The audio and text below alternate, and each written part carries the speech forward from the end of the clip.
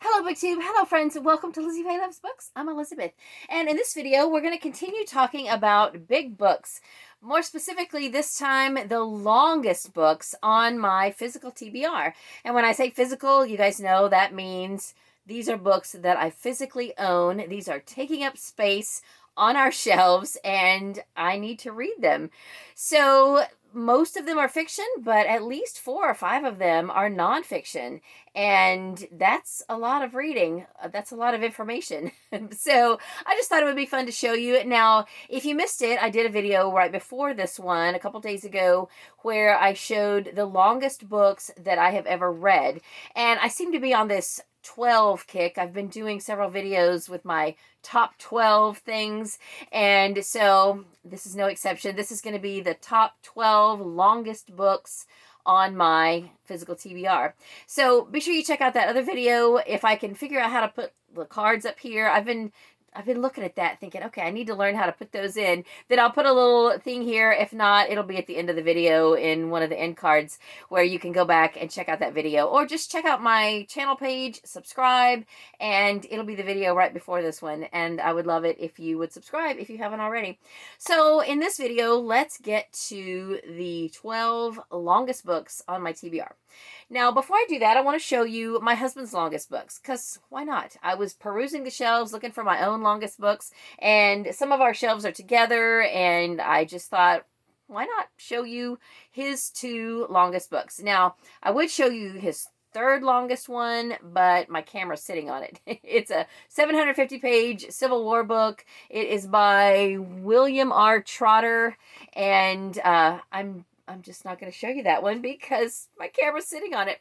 But the other 2 are just a hair short of 900 pages. And this is, even between these 2 books, this is a pretty good cross-section of what my husband enjoys reading. He likes history and he likes cars, so they're both represented here. This is the longest book of history that is on my husband's shelves. This is called TR, The Last Romantic. It's by H.W. Brands, and I think it's like 897 pages, and I'm pretty sure that my husband has read it. So yeah, yay for that. But I'm not a big enough history buff to tackle one quite this size. But, you know, power to you if you are. And now the other one is also just shy of 900 pages. And I don't think he's read this one cover to cover. This is more of just like a coffee table kind of book. In fact, I don't even think he's had this one very many years. I'm pretty sure that I got him this from a library book sale and gave it to him as a gift. It's Encyclopedia of American Cars, over 65 years of automotive history, and it is just a lot of information and photos of cars, and that's what he likes. He doesn't sit and watch sports. He enjoys cars. He will sit and watch car shows, and what is that one? Top Gear. Watch that. But you know, he's not a sports person. So we have been to many car shows. He actually owns a Model A that is from 1930 that used to be his grandfather's, and I've never seen it put together. It apparently was in one piece when he got it at the age of 14, and he took it apart, and he's been buying parts for it ever since. So one of these days, that's like a retirement dream, to get that Model A put back together. But anyway, we both enjoy old cars, but he is definitely the car buff. So I'm going to pause this and put these 2 books away to make a little more space for the big books that I'm going to show you from my collection. Okay, so we're going to start with the fiction and go smallest or shortest to longest, and then we'll go to the nonfiction shortest to longest. And all total, there are 12. So the shortest of my longest books is by Larry McMurtry, and this looks a little bit bigger than it is. It comes in at 637 pages. This is The Evening Star. It was published in 1992. I have not read it. Well, I don't even need to tell you that, because I already told you all of these books that I'm going to show you are books that I have not read. So I have read all 4 of the Lonesome Dove books. In fact, I showed those and talked about those in the video that I did right before this, which was about the longest books that I've ever read. And a lot of Larry McMurtry's books are chunkers, but this is the only other one that I own of his books that is especially long. I have a small collection of Larry McMurtry books. The only other one I've read is his memoir called Books, but I've seen some of his other bigger ones at book sales, and I just have to pass them by because I don't have a place to put them. So I need to read this one and then probably pass it on, and then maybe I can start getting some of the others. So then the next one is 722 pages, at least in this mass market edition. It may be less in a bigger hardcover edition, but this is the one I own. This is The Name of the Wind by Patrick Rothfuss. I know a lot of people have read this and loved it, and I am really excited to read it. My library does have this on CD, so at some point, someday, hopefully, I will get to it. I think it's a fantasy book, and I do enjoy fantasy. I don't read it as much as a lot of people do, but I do enjoy it to an extent. So I am looking forward to getting to this one. And then the next one is one that I almost forgot about, but I was getting ready to film this video and the light bulb went off, because these books are, if you've ever seen any of my videos where I showed my bookshelves in my utility room, they're all double stacked. In fact, my Cozy Mystery paperbacks are triple stacked. So some of the books in the back kind of get forgotten about sometimes, but I think I did a whole haul video a couple years ago about Eugenia Price, because when we got a big windfall of books, there were like 30 bins of books that someone had left at a storage unit after the auction. They left behind a lot of things. They bought the unit and didn't take everything. Well, that's apparently a taboo no thing. If you buy a I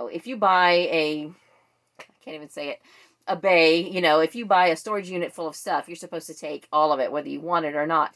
So a friend of mine was trying to help out the owner and said, there's all these bins of books, come and pick them up. And, if you want them, come get them. And, she thought there was maybe like a half a dozen bins. There were 30.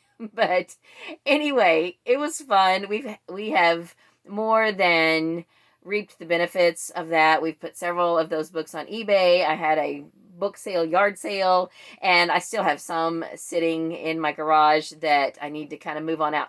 But of all of those myriad of books, there was a lot of books by Eugenia Price, and I have been intrigued by her for several years. She has some trilogies and series that are set in Florida and Georgia, all over the South, and the longest one, I think, is book, I probably didn't write it in here, it's 3 or 4, maybe book 3. Hang on a minute, let me look this up. Okay, yes, I was right. This is book 4 in the Savannah Quartet.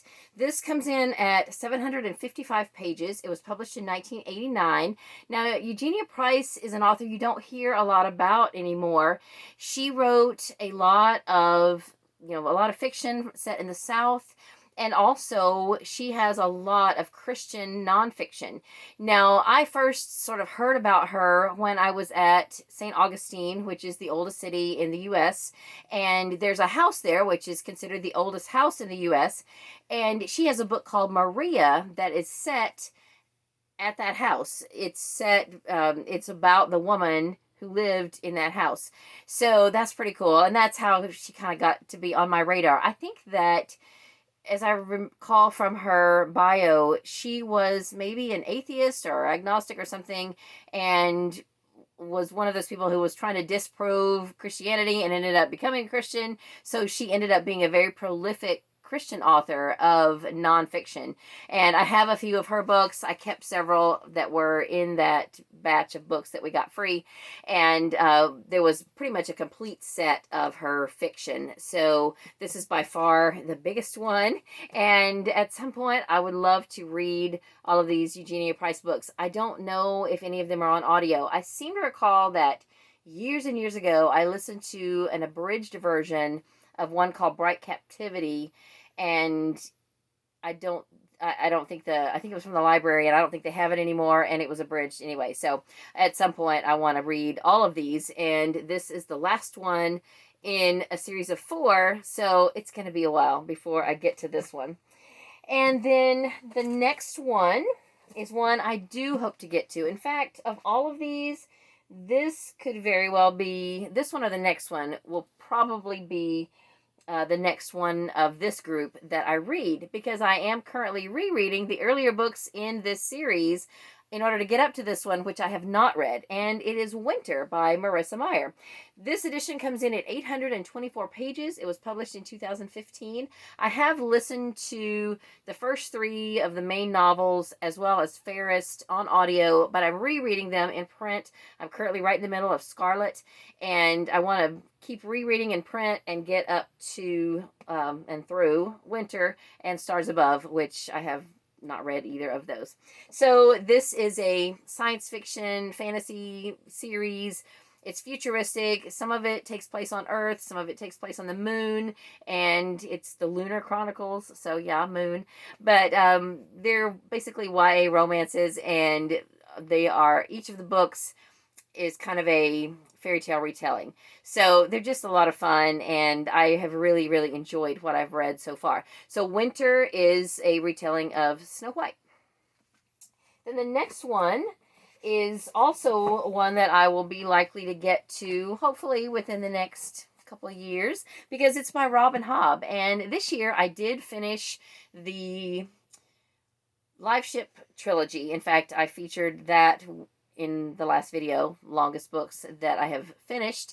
And this one, I think this trilogy is not in the world of the Elderlings like most of the others of hers are. This is part of the Tawny Man trilogy, and this comes in at 914 pages, at least in this paperback edition. This was published in 2004, and this is book 3 in the Tawny Man trilogy. It's called Fool's Fate. And then the next one is actually books 1 and 2. So it's the next 2. Books 1 and 2 of a trilogy, I guess. And this is a series that my brother has read and has recommended very highly. You guys don't hear much about my brother. He has been in one of my videos back when I went to his house for Thanksgiving 2 or 3 years ago. Him and my sister both did a book cover challenge where they had to guess what a book was about based on the cover, and surprisingly he knew a lot more of them than I thought he would, because he had seen the movies. But he is a big reader. In fact, he just joined Goodreads earlier this year or last year and friended me on Goodreads, and I was like, yay, my brother's on Goodreads. That's awesome. So the books are, I don't even know what the name of the series is, or the trilogy, but the first book is The Pillars of the Earth by Ken Follett. This comes in at 973 pages. It was published in 1989, and I believe my library has this on audio CD, so I will definitely take advantage of that. I had not even realized that it was an Oprah Book Club selection. And then I also own the second book in the series. It didn't come out till 2007. These have been few and far between, as they say, and I think the third one finally came out just a couple years ago, but I don't own it. But this second book, World Without End, is over 1,000 pages. It's 1,014 pages. That's a big book, and I've got this nice floppy paperback, so that's cool. If I do end up having to read it out of this, at least I think it will be comfortable to read from, so that's good. And then I have one more fiction book, and this one is probably the most common book that you see on people's videos whenever they say, this is my, the longest books on my TBR. At least I know I have seen it. And just to shout out a couple of people, I think Krista from Books and Jams did a video of this type where she showed the longest books on her TBR. That was maybe like a year or so ago. But just recently, Lisa from Infinite Pages did one, and I think she showed 5 books. And I'm pretty sure this was one of them. And she was talking about reading it this year. I don't know if I'll read it this year. I did buy it on Audible with one of my last credits that I had before I canceled my subscription. So I've got it. And I've never read a Stephen King, but I always said if I ever read a Stephen King, it's going to be this one. It's The Stand. This is a whopping 1,149 pages. I didn't realize it was this old, but it makes sense. This was published in 1978, and I'm pretty sure I was still at home when the miniseries came out. So I was in 8th grade in 1978. So probably, I don't know if it was late 70s or early 80s when they made the miniseries. And I remember the guy from Coach was in it. And who else? I don't even know. There was several recognizable actors that were in it that I recognized at the time. Anyway, I don't know. It's so big, but I'm gonna hang on to this and just see at some point. I mean, I don't have any excuses. I have bought it now on audio. I just don't know if I want to read it this year because it's not on my 20 by 20 challenge. I may save it for another year. So that is the last and largest of my fiction books. Now I've got a few nonfiction books that I want to show you. I have 1, 2, 3, 4. Well, it's kind of 5. It's kind of 4. I guess you'll see what I mean in just a minute. Okay. That's my notifications on my old phone. I forgot to turn that off. Yoda, he's great. Okay, so of the nonfiction, the longest books I have on my TBR of nonfiction, this first one, the shortest one, is one that I have actually started on audio, but I didn't finish it, and I'll tell you why in just a second. This is a total page count of 874 pages, but 200 of those pages are notes and indexes and things like that. So the meat of the book is 674 pages. This is Dutch, a memoir of Ronald Reagan. I am and was a huge Ronald Reagan fan. It's by Edmund Morris. Now I have this box of cassette tapes that are read by the author. It's an abridged version adapted for audio that is 9 hours long on 6 cassettes. I started listening to this several years ago, and about on the third or fourth tape, it broke, and I never finished it. I kept thinking I could fix the tape, and I probably still could. I just didn't. And instead of just putting that tape aside or in the trash and moving on, I just didn't finish it. So I don't know. It's abridged anyway. I would like to just sit down and read this at some point. It was very fascinating, very interesting, the part that I listened to. And so now I have the whole thing and I would like to read it. And then the next one, I forgot to put these in the right order. Let me see which one is the next one. Not that it matters. I know which is the longest one, and I've got 2 more in between. All right, 744. Yes, okay. So the next one is this Martha Stewart chunker. This was published in 2006, and it is 744 pages. Martha Stewart's Homekeeping Handbook, the essential guide to caring for everything in your home. I don't know if I'll ever read this cover to cover, although I do like books like this, and I think it would be very enjoyable to sit down with and just work my way through it a little at a time. So there are some photographs, and it's just in true Martha Stewart style. So it's taking up space on my shelf, and I either need to read it or use it as a reference or get rid of it, one or the other. So I think I'll pick reading it because I do enjoy what Martha Stewart has to say and what she has to teach. And so I've got it. And I didn't pay full price for that. I got it at a book sale. The same for this next one. And this one also has to do with homekeeping. In fact, it's called Home Comforts. It's by Cheryl Mendelson. I first heard about this book on Ann Bogle's podcast, What Should I Read Next? She recommended this so highly. She said, Cheryl Mendelson has a way of making housework interesting. And so I thought, wow, I kind of like to read books about home life and home stuff anyway. So I immediately went to Audible to see if I could get it on audio. Well, apparently it doesn't even exist on audio. This would be great on audio, I think. I mean, I would buy it in a heartbeat. So I finally found a physical copy of it at a library book sale. It is 884 pages about the comforts of home. So this just looks fun. I mean, I majored in home ec in college. My sister's a retired home ec teacher. My mom retired from teaching home economics back in the 80s. And, anything domestic, I love to learn about. And I just think that this sounds awesome. Okay, so I have one more, and this is so big, it's in 2 volumes, but I'm counting it as one book. These books were originally published in 1975. My copies say that these are the third printing that were, these were printed in 1977. So still, they're pretty old. And it is a 2 volume set, and I think I can legitimately count this as one book because the second volume picks up with the page count right from the end of the first volume. What these are is Hiking the Appalachian Trail. This is volume 1, and it says that these are the stories of, I think, 46 men and women who have hiked the entire Appalachian Trail, of course, prior to 1975. So, I'm sure thousands more people have hiked it since then. But it tells of their, each one has written their story. It tells of their day to day adventures, dangers, hardships, and satisfactions of the long trail.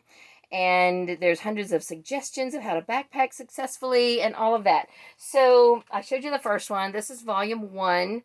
It has 1,023 pages. And then this is volume 2. This one ends on page 2009. So a combined total, the 2 books are 2,009 pages. Now, I got these originally from my father-in-law, so I know I've had them less than 20 years. But, well, I don't know. He might have given them to me before we got married because Randy went on a river rafting trip before we got married, and I tagged along for part of it, although I was not about to get in a raft. So while him and his friends were rafting, I was hanging around in the area of the Smokies, and that's when I first discovered the Appalachian Trail. I didn't know anything about it before then. So I bought a book about it, which I've read, and ever since then, I just became fascinated with it. And I would still love to hike at least some of it. I'm way out of shape. It would take a lot of doing for me to actually hike it. But I figured I could armchair hike it with these. So this just looks like wonderful armchair reading to me. I mean, this just looks like many, many hours of wonderful reading. I love that I have these. I just haven't sat down with them. But now that I am kind of getting in a better groove of reading nonfiction, I want to get caught up with a few of these books that I want to get rid of. And then, maybe within the next 5 years, I would like to tackle the volume 1 of this set. So 2009 pages is a lot of information. So that is all 12 of my longest books on my TBR. Now I've got a couple, before I go, I've got a couple of novelty books I want to show you just while we're talking about long books. This book, I think Katie got it for Randy, and this is a 700 and, oh goodness, it's around 760, I think 768 pages, something like that. But this is a cube book. It is called Cars, and it's got tiny little pictures and tiny little writing about cars. And there is some text, but it's microscopic. You really need one of these and some reading glasses both to read anything out of this book. But it's just cute. And so this is definitely the longest tiny book that we own. And while we're talking about novelty books, I remembered this little book that Emily had in her room, and I just wanted to show it to you. This is definitely what I thought was the smallest book on my in our house, and I think I'm almost out of time. Hold on one second. I'm going to pause it. I'm going to try to delete an old video so that I can show you the rest of this. Okay, so I thought that this was the tiniest, smallest book in our house. It is the thinnest. This is a little book that Emily and I have read many, many times over the years. It's called Tea Party Manners, and it's just adorable. It's just this little tiny book, and it's about a tea party, and it just, it's just a few pages, and it's got adorable little illustrations. So anyway, I was thinking, well, I wanted to, since we're talking about long books, I might as well show you the smallest and the biggest and the longest books in our house. Then I realized she has a whole box of these little chunky board books that are nursery rhymes. So technically they're a little smaller than this one. I really wanted this to be our smallest book, but these are thicker, so it depends on the way you're looking at it. Okay, so that's the smallest books. Now, I got one more I want to show you. This is definitely the largest book in our house. This belongs to Katie. When she was finishing the 5th grade, the librarian at our public library was retiring. And at that point, the really cool thing is that the elementary school librarian from the elementary school that Katie went to, she ended up moving over and getting a job as the children's librarian at the public library.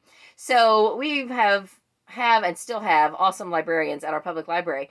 But the older librarian who retired, she was cleaning out some of her things, and she gave this to Katie. I think there were a few others of this size, but she knew that Katie would enjoy this one. And I don't even think I can get all of this in the frame, but I'm going to show you. This is called Cats. It's that large. I looked up the author. I think it's Alice somebody. Alice Buckland. Anyway, this is gigantic. Now, thankfully, it's not that many pages. I think it's like 158 pages. But can we get it all in? There we go. This is a really large book. I might as well show you the back of it. It is full of gorgeous pictures of cats.